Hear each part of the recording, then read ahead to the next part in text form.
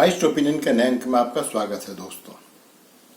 बाबूलाल मरांडी, जिनको भारतीय जनता पार्टी ने ये घोषित कर दिया है कि उनके नेतृत्व में ही आगामी विधानसभा का चुनाव लड़ा जाएगा, लेकिन जो हालिया खबर आ रही है उसके अनुसार ऐसा लगता है कि बाबूलाल मरांडी के नेतृत्व में चुनाव तो लड़ा जाएगा, लेकिन क्या वो चुनाव में जीत के बाद मुख्यमंत्री भी बन पाएंगे? इस पर सवालिया निशान है दोस्तों। ऐसा क्यों है, मैं आपको बता रहा हूं। सबसे पहले दोस्तों मैं आपको ये बताऊं कि बाबूलाल मरांडी है कौन।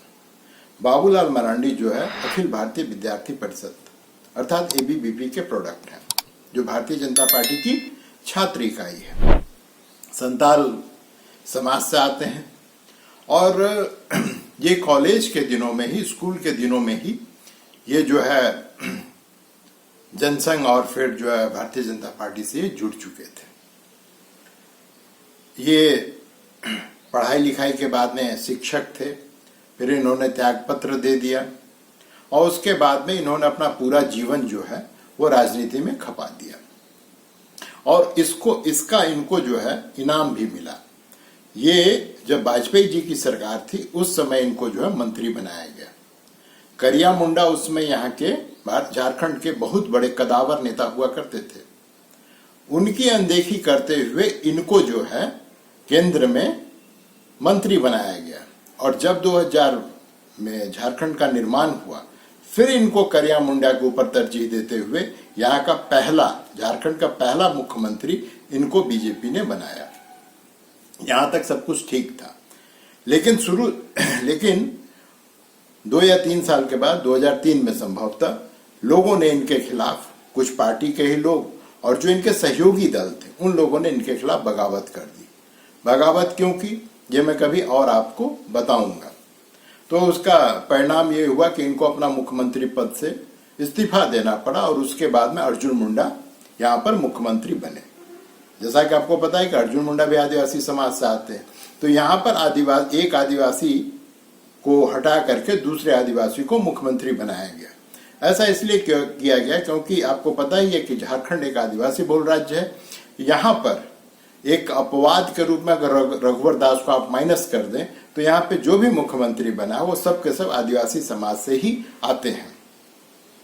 अब बाबूलाल मरांडी की आज बात हो रही तो और लोगों की बात नहीं करूंगा। बाबूलाल मरांडी जो है 2006 में भारतीय जनता पार्टी छोड़ दी। उनको लगा कि उनकी अनदेखी हो रही है, उनको दरकिनार किया जा रहा है पार्टी में, तो उन्होंने एक नया पार्टी झारखंड विकास मोर्चा प्रजातांत्रिक का गठन किया और बहुत सारे लोग, प्रदीप यादव हैं, प्रदीप सिंह और बहुत सारे लोग हैं, रविंदर पांडे, ये लोग सबके सब इनके साथ चले गए और इन्होंने फिर जो है 2009 में जो है चुनाव लड़ा। तो चुनाव का परिणाम क्या हुआ दोस्तों कि ये खुद तो बहुत ज्यादा कुछ कर नहीं पाए, लेकिन भारतीय जनता पार्टी को चुनाव इन्होंने जरूर हरवा दिया। मैंने इनकी भूमिका एक जो कहते हैं वोट कटवा, कहना नहीं चाहिए, बुरा लगता है किसी को वोट कटवा कहना किसी पार्टी को, लेकिन इनकी भूमिका उतने तक ही सीमित हो गई। 2014 में ये खुद 2 जगह से विधानसभा का चुनाव लड़े और ये दोनों ही जगह से चुनाव हार गए। तो इनको पता चल गया कि इनकी जो राजनीतिक चमक है वो अब धूमिल पड़ते जा रही है। इनको लगा कि अब राजनीति में ये अपने बल पे कुछ कर नहीं पाएंगे। तो फिर इन्होंने 19 का भी चुनाव लड़ा और इनके 4-5 विधायक हुए। फिर इनके पार्टी में ही फूट हो गया। पार्टी में फूट होने का कारण ये था कि कुछ लोग भारतीय जनता पार्टी ज्वाइन करना चाहते थे और कुछ लोग भारतीय जनता पार्टी में फिर से नहीं जाना चाहते थे। तो अंततः 2020 में बाबूलाल मरांडी जो है अपने पार्टी का विलय जो भी इनका बचा कुचा पार्टी था उसका विलय इन्होंने भारतीय जनता पार्टी में करवा दिया। उस समय इन्होंने शर्त रखा था कि इनको एक तो पार्टी का मुखिया बना दिया जाए और जब कभी भारतीय जनता पार्टी यहाँ पर विधानसभा का चुनाव जीतेगी तो इनको जो है मुख्यमंत्री बनाया जाए। तो भारतीय जनता पार्टी ने पहला वादा तो पूरा कर दिया, इनको भारतीय जनता पार्टी के यहाँ पर अध्यक्ष बना दिया। लेकिन इस बीच में स्वर्ण रेखा में बहुत पानी बह चुकी है, राजनीतिक परिस्थिति पूरी तरह से बदल चुकी है। जो बाबूलाल मरांडी, और मैं फिर से कह रहा हूं कि बाबूलाल मरांडी कभी भी बहुत ज्यादा राजनीतिक जो बोलते हैं ना करिश्माई व्यक्तित्व तो नहीं थे। ये सौम्य हैं, सरल हैं, मृदुभाषी हैं, सब कुछ हैं, लेकिन जो ये कहते हैं ना कि राजनीतिक नेता के रूप में इनकी बड़ी चमक हो, ऐसा कुछ कभी भी इनके साथ में नहीं रहा है।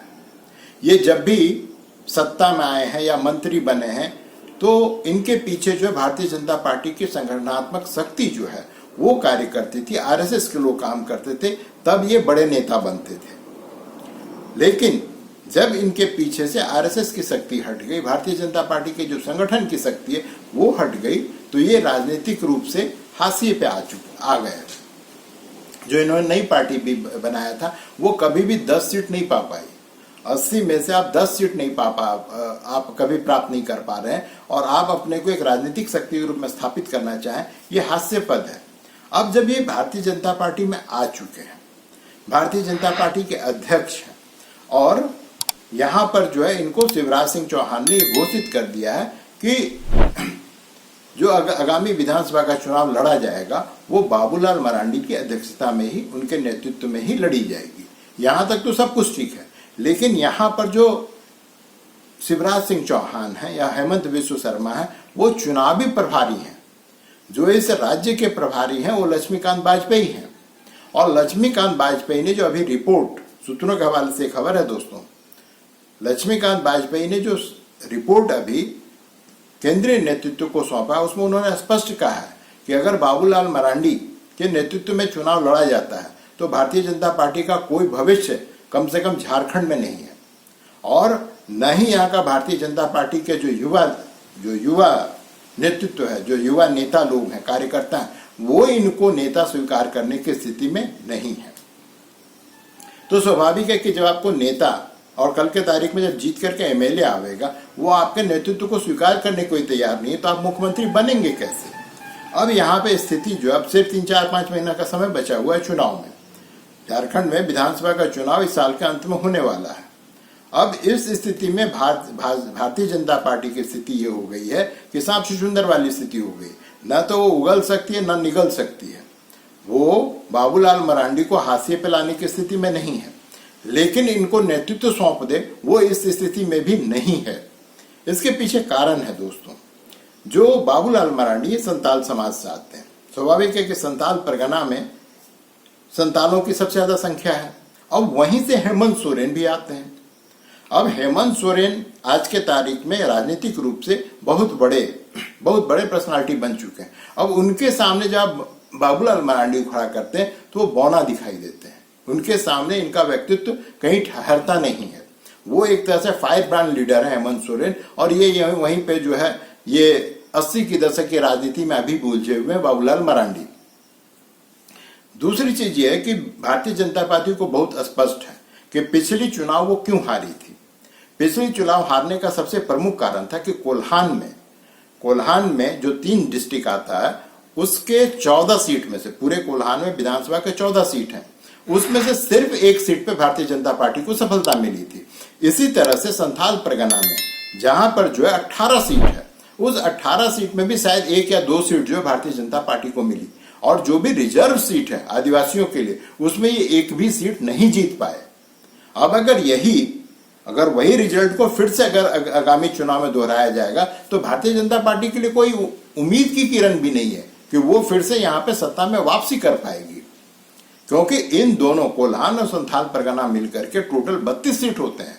अब 32 सीट में अगर आप 2 सीट पाएंगे तो आप कैसे उम्मीद कर सकते हैं कि आप यहाँ पे सरकार में आवेंगे? तो ये चीज जो है भारतीय जनता पार्टी के दिमाग में ये घर कर चुका है। ये एकदम इनको पता है कि जब तक आप इस 32 सीट में से कम 15-16 सीट नहीं निकालेंगे, आप झारखंड राज्य की सत्ता पे फिर से काबिज नहीं हो सकते हैं। कुछ लोगों का कहना है कि पिछली बार इतना घटिया रिजल्ट होने का कारण ये था कि इनका जो है सुदेश महतो की पार्टी आसू से कोई जो है गठबंधन नहीं हो पाया था, और इन दोनों पार्टियों ने हर सीट पर चुनाव लड़ा था। तो जिसके परिणाम ये हुआ कि दोनों का ही जो वोट बैंक है वो कंफ्यूज हो गया, और वोट का बंटवारा भी हुआ, जिसके कारण जो है ये सफल नहीं हो पाए, और झारखंड मुक्ति मोर्चा को इतनी बड़ी सफलता मिलेगी।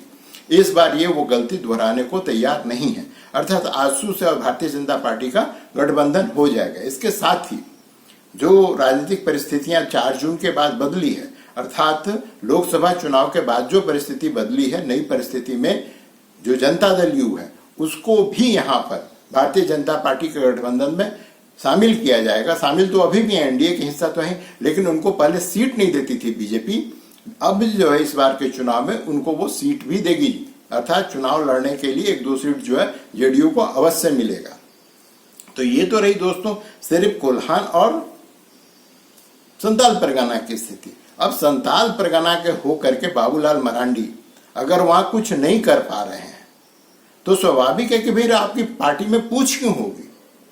आप तभी तक पार्टी के लिए प्रासंगिक बने रहते हैं जब तक आप जिस समुदाय से आते हैं या जिस क्षेत्र विशेष से आप आते हैं उस क्षेत्र विशेष में आप कुछ करिश्मा कर सकें, जिसकी अभी की स्थिति में फिलहाल ये नहीं लगता है कि ये कुछ कर पाएंगे। तो यही कारण है कि इस बार के चुनाव में जितने भी आदिवासियों के लिए जो आरक्षित सीट है उस पर बड़े बड़े नेता, इवन अर्जुन मुंडा को भी जो सो विधानसभा चुनाव लड़ाने की तैयारी की जा रही है। उसके बाद में गीता कोड़ा चुनाव लड़ेंगी, इसके बाद में समीर उरांव को भी चुनाव लड़ाने की बात हो रही। ताला मरांडी जो है संताल परगना में उनको चुनाव, माने इस बार आप कितने बड़े भी हों, आप अगर आदिवासी नेता और बड़े नेता हैं तो आपको विधानसभा चुनाव लड़ना ही पड़ेगा और लड़ करके आपको जीत के आना पड़ेगा, तभी आपको पार्टी में जगह मिल पाएगी और आपकी प्रासंगिकता सिद्ध हो पाएगी। तो ये इस स्थिति में अब अर्जुन मुंडा भी चुनाव जीत के आ जाते हैं, बाबूलाल मरांडी भी चुन के आ जाते हैं, और भी समीर उरांव हैं, अभी और भी गीता कोड़ा है। तो अगर ये सब के सब, मान लीजिए गीता कोड़ा अगर कोल्हान से अगर वहां से वो सीट निकाल के आ जाती है तो आप उनकी अवहेलना तो कर नहीं सकते हैं। इसी तरह से अर्जुन मुंडा वो भी जो है कमोबेश कोल्हान क्षेत्र से आते हैं। खूंटी के कुछ हिस्सा जो अभी भी सरायकेला और खरसावा का लोकसभा चुनाव में भी वो भाग आता है, और इस बार अगर वहीं कहीं से खड़े होते हैं, स्वाभाविक है कि आप उनकी अवहेलना तो कर नहीं सकते हैं। अब जो है या तो भारतीय जनता पार्टी किसी नए, क्योंकि जो स्टालवर्ट की लड़ाई है इस लड़ाई में होगा क्या कि अगर आप एक किसी को बनावेंगे तो दूसरा फैक्शन आपसे नाराज हो जाएगा। अगर चुनाव जीतने के बाद, एक तो चुनाव जीतना कठिन है भारतीय जनता पार्टी के लिए, और अगर चुनाव जीत जाती है तो उसके बाद में उनका जो सीएम कौन होगा ये चुनना उससे भी ज्यादा कठिन है। क्योंकि अगर आप किसी, मान लीजिए बाबूलाल को मरांडी को बनावेंगे मुख्यमंत्री तो अर्जुन मुंडा चिढ़ जाएंगे। और गीता कोड़ा ने कौन सा पाप किया है, वो कांग्रेस में एमपी थी, वो छोड़ के आपके पार्टी में आई है, तो वो भी तो कंटेंडर हैं। अब इस स्थिति में मुझे लगता है दोस्तों कि भारतीय जनता पार्टी किसी नए युवा नेता को यहां का नेतृत्व देने जा रही है, क्योंकि अगर वो ऐसा नहीं करती है तो यहां पर कलह हमेशा बना रहेगा, हमेशा के लिए यहां पे कलह बना रहेगा। अब दोस्तों बात यह कि भारतीय जनता पार्टी का कोई प्रोस्पेक्ट भी है कि झारखंड में चुनाव जीत पाएगी। दोस्तों जिस प्रकार से हेमंत विश्व शर्मा अब कमान अपने हाथ में लिए अभी चुनाव प्रचार का, और जिस तरह से उनका दौरा हो रहा है, और जिस तरह से संताल परगना में घुसपैठ के मुद्दे को उठाया जा रहा है, उसके कारण वहां के आदिवासी कहीं ना कहीं भारतीय जनता पार्टी को मुंह उठा करके देख रहे हैं। इसके पीछे कारण है दोस्तों, जब झारखंड हाईकोर्ट ने इन 4-5 जिला, जो संताल परगना के 5 जिला के डीसी को, जो डिप्टी कमिश्नर होते हैं, उपायुक्त, उनको कहा कि भैया आप जो है रिपोर्ट दायर कीजिए कि वहां पे कितने घुसपैठिए हैं, और जो घुसपैठिए हैं उनको वहां से तत्काल निकालिए। राज्य सरकार के सह पर हाईकोर्ट के समक्ष जो डीएसपी रैंक के ऑफिसर के द्वारा रिपोर्ट पेश किया गया और कहा गया कि यहाँ पे कोई घुसपैठ नहीं हुआ है। स्वाभाविक है कि हाईकोर्ट ने उठाकर उस रिपोर्ट को फेंका और कहा कि ये आप नया फ्रेश रिपोर्ट फिर से दाखिल कीजिए। तो ये स्थिति है कि यहाँ पर जो अभी वर्तमान में सरकार है वो अपना वोट बैंक खोने को तैयार नहीं है, लेकिन इसका सीधा प्रभाव, इस वोट बैंक का सीधा प्रभाव जो है संताल परगना के आदिवासियों पर पड़ता है। जैसा कि मैंने पिछले रिपोर्ट में कहा था दोस्तों कि भोगनाडीह, जो कि हूल आंदोलन का मुख्य केंद्र है, जो सिद्धू कानू थे सब वहीं के थे, उस गांव में जब आजाद हुआ था भारत 1947 में, तो करीब 40 के लगभग परिवार जो है संताल समुदाय के रहते थे। आज के तारीख में दोस्तों ये स्थिति है कि वहां पे 6 या 7 सिर्फ जो है संताल परिवार वहां पे बचा है, और वहां पे सारे के सारे जो भी जमीन है, जंगल है, जो भी है, उन सब के सब पे मुसलमान काबिज हो चुके हैं। आखिर ये मुसलमान आए कहां से और एसपीटी एक्ट लागू होने के बाद भी इनको जो है जमीन किस प्रकार से हस्तांतरित किया गया। इसमें कहा जा रहा है कि लव जिहाद का बहुत बड़ा हाथ है, कुछ लोग कहते हैं लैंड जिहाद का बहुत बड़ा हाथ है। अब यहाँ पे दोस्तों, आप दो समुदाय के बीच में शादी करना गुनाह नहीं है भारत में, लेकिन उसके लिए एक व्यवस्था की गई स्पेशल मैरिज एक्ट की। इसकी सबसे पहली जो है शर्त यह है कि जो लड़का शादी कर रहा है दूसरे समुदाय की लड़की से, वो पहले से शादीशुदा ना हो, और शादी करने के बाद वो फिर दूसरी शादी कर भी नहीं सकता है। अब यहाँ पे हो क्या रहा है कि जो भी बांग्लादेशी आ रहा है वो उसके पास पहले से बीवी बच्चा है, वो यहाँ पर आकर के आदिवासी लड़कियों को लालच और जो भी उपाय वो अपनाता हो उससे वो शादी करता है। वो स्पेशल मैरिज एक्ट में रजिस्टर्ड नहीं होती है, लेकिन जो उसकी जमीन है उस पर वो शादी करने के बाद काबिज होना प्रारंभ करता है अपने बीवी को। स्थानीय निकाय चुनाव में, और इस बार तो हद हो गई, लोकसभा के चुनाव में जो है इन लोगों ने अपने बीवियों को इलेक्शन में उतारना चालू कर दिया, अर्थात अप्रत्यक्ष रूप से जो है, जो भारतीय लोकतंत्र है, लोकतंत्र के जो विभिन्न सोपान है उसमें ये लोग घुसने की कोशिश कर रहे हैं। और कोशिश में सिर्फ ये नहीं कोशिश कर रही, उसमें सफल भी हो रहे हैं। कम से कम स्थानीय निकाय के चुनाव में तो वो जीत ही जा रहे हैं। और अभी जो आगामी विधानसभा चुनाव है उसमें क्या गारंटी है कि ये फिर से अपने बीवियों को विधानसभा का चुनाव न लड़वावे। और सिर्फ विधानसभा का चुनाव ही न लड़वाने की बात है यहाँ पे दोस्तों बात ये भी है कि ये जो अवैध हैं और जो मतदाता सूची में अपना नाम जो है शामिल करवा चुके हैं, वो एक दल विशेष को क्यों नहीं वोट करेगा। और इस बात को जो है भारतीय जनता पार्टी को ही नहीं, यहाँ पर जो विभिन्न एनजीओ हैं और भी जो संगठन हैं उन सबको भी बढ़ चढ़ के उठाना चाहिए। आपको दोस्तों एक बड़ी मजेदार चीज बताता हूं कि हाईकोर्ट में इस केस को ले जाने वाला व्यक्ति जो है वो खुद मुस्लिम समुदाय से है। वो खुद तंग आ चुका है कि उसके घर के चारों तरफ जो बांग्लादेशी आके बस चुके हैं, लेकिन कोई आदिवासी नेता, कोई आदिवासी संगठन इसके खिलाफ मुंह खोलने को तैयार नहीं है। यही तो होती है राजनीति। राजनीति का अर्थ ही यही है कि आपको जो है अगर वोट मिल रहा है, वोट बैंक आपका स्थापित हो चुका है, तो आप उसके खिलाफ, वो आपको लात से भी मारेगा तब भी आप उसके खिलाफ मुंह खोलने को तैयार नहीं होंगे। और ये आपको भी समझ में नहीं आएगा, लेकिन आपका जो भविष्य है, आपकी जो अगली पीढ़ी है, उसको अवश्य झेलना पड़ेगा। इसलिए दोस्तों जरूरत है कि समय रहते इसके खिलाफ आवाज उठाया जाए।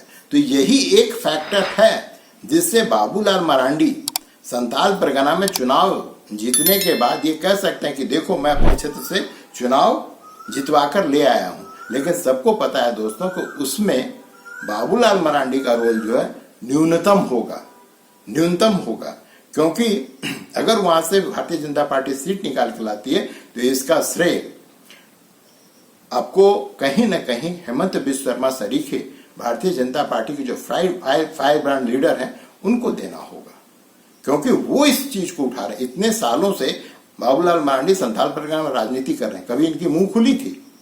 ये पिछले 6 महीना से क्यों मुंह खुल रहा है? क्योंकि इससे पहले इनकी हिम्मत नहीं थी। क्यों? क्योंकि अगर आपने इन बांग्लादेशियों के खिलाफ मुंह खोला तो आपको तुरंत ब्रांड कर दिया जाएगा, आप सांप्रदायिक हैं, आप कॉम्युनल हैं। सेक्युलरिज्म का मतलब है कि जो घुसपैठिए आ रहे हैं, आप उसके खिलाफ मुंह ना खोलें, चुपचाप बैठे रहें। वो जो भी अनाप शनाप काम कर रहे हैं उसके समर्थन में आप दिखें। लेकिन दोस्तों, जैसा कि मैंने पहले कहा, स्वर्ण रेखा में पानी बहुत बह चुकी है। जो राजनीतिक परिस्थिति वो पूरी तरह से बदल चुकी है।